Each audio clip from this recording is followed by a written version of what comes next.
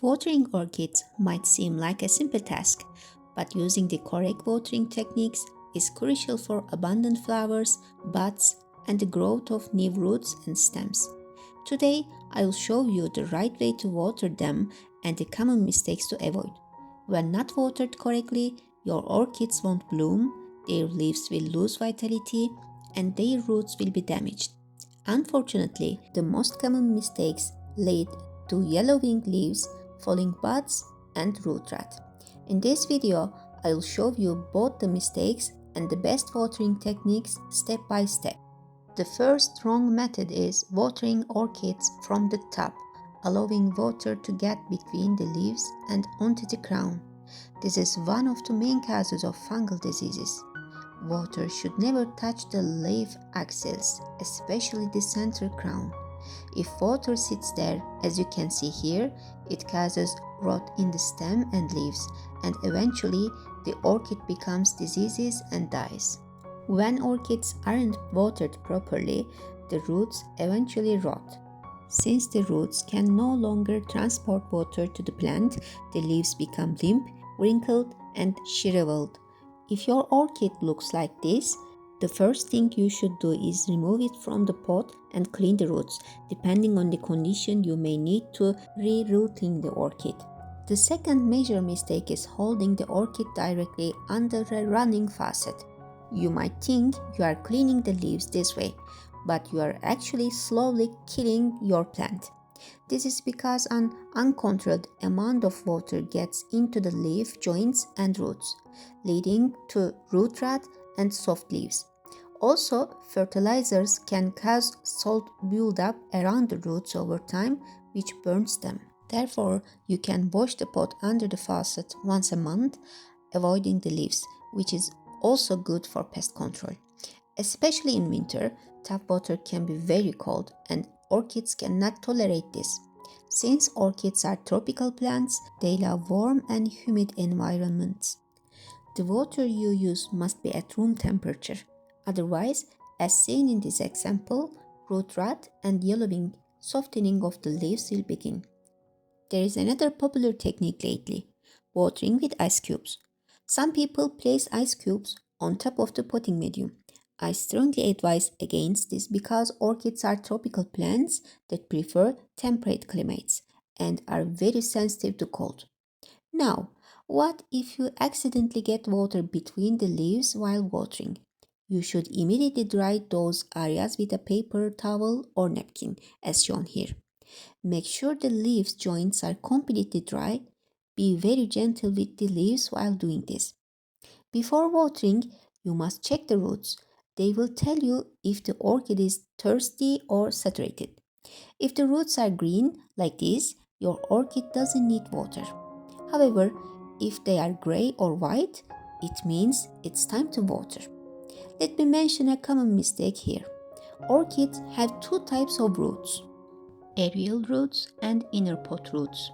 If you decide to water based only on the aerial roots, you are making a mistake because they are exposed to the air. They are almost always gray. The roots inside the pot are the true indicators of the plant's hydration needs. Now, let's talk about the correct techniques. First is the soaking or immersion method. We place the orchid in a container filled with water, as you see here. This is the most common technique used by professional growers. The key points are: keep it in the water for a maximum 10 minutes and ensure the water is at room temperature. If left longer, the roots won't get oxygen and will start to rot. Also, if your medium contains sphagnum moss, this duration should be even shorter because moss retains a lot of water. The second method is measured watering. Orchids need about 70 ml of water. If you pour this into a glass, you will see it's roughly half a small tea glass. This amount is safe for every orchid. You should decide the frequency by monitoring the root color of your specific plant. You can pour the water directly onto the medium, making sure it doesn't touch the stem. Any water collected in the saucer will be absorbed by the orchid during the day, so it's fine to leave it there. If you use a decorative ceramic pot, always remove the transparent inner pot to check the root color. Uncontrolled watering leads to water pooling at the bottom and rapid rot. If you use the 70 milliliter method and expect the plant to absorb it from the bottom, the roots must have reached the bottom of the pot.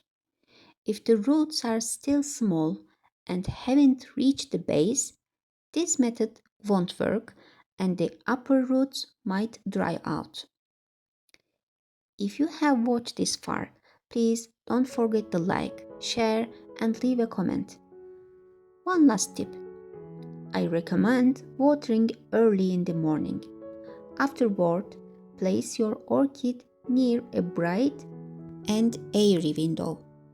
The greatest miracle for orchids is correct watering and the right light.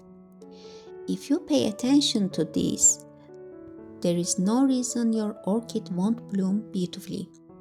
Choose the method that best suits your orchid from these 3 options. With the right light, the right watering, and regular balanced fertilization, your orchid will bloom all year around. A final note on the soaking method. Once finished, gently shake the pot to drain any excess water. If you haven't repotted your orchid yet, remember there might be a nursery sponge in the center that holds a lot of water. Be careful with that. After the immersion method, discard any excess water remaining in the saucer. The water you use must be at room temperature.